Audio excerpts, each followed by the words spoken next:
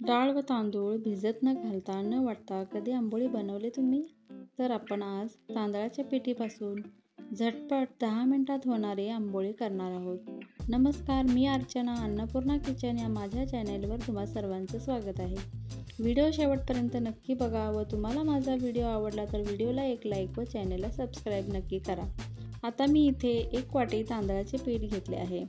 हे पीठ एका बाउलमध्ये घ्यायचे आहे. त्यानंतर यामध्ये चवीनुसार मीठ घालायचे आहे. त्यानंतर यामध्ये आपल्याला थोडे थोडे पाणी घालून पीठ करून घ्यायचे आहे. डोश्याला जसे पीठ आपण करतो तसेच पीठ आपल्याला बनवायचे आहे, पण एकदम पाणी घालायचे नाही आहे, नाहीतर पीठ एकदम पातळ होईल. 1 वाटी पिठाला बरोबर 3 वाट्या पाणी लागलेले आहे. अशा पद्धतीने पीठ व्यवस्थित आपल्याला मिक्स करून घ्यायचे आहे. तुम्ही यामध्ये जिरे घालू शकताय किंवा कोथिंबीर घालू शकताय. तुम्ही इथे बघू शकताय पीठ जास्त पातळ देखील नाही आहे व जास्त घट्ट देखील नाही आहे.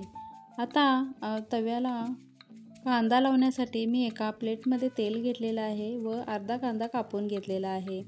काट्याच्या चमच्याला अशा पद्धतीने कांदा लावून घ्यायचा आहे, म्हणजे आपण जी आंबोळी बनवणार आहोत ती तव्याला चिकटणार नाही.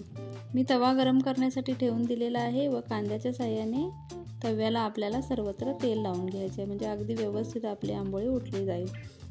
पीठ एका वाटीत घ्यायचे आहे. अशा पद्धतीची वाटी घ्यायची आहे व चांगला एकदम तवा गरम झाल्यानंतरच आपल्याला ही आंबोळीचं पीठ यामध्ये सोडायचं आहे. तुम्ही बघू शकता अशा पद्धतीनं तव्यावरती पीठ सोडत जायचं आहे आणि कडेला थोडंसं नंतर घालून घ्यायचं आहे.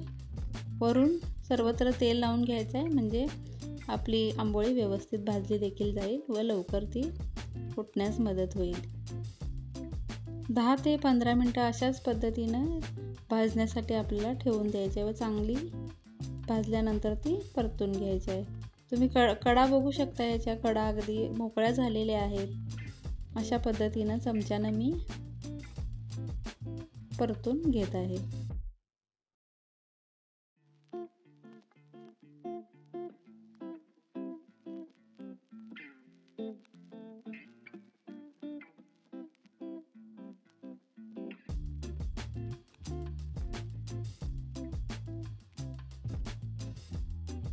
अशाच पद्धतीने दुसरी देखील आंबोळी करून घेत आहे मी.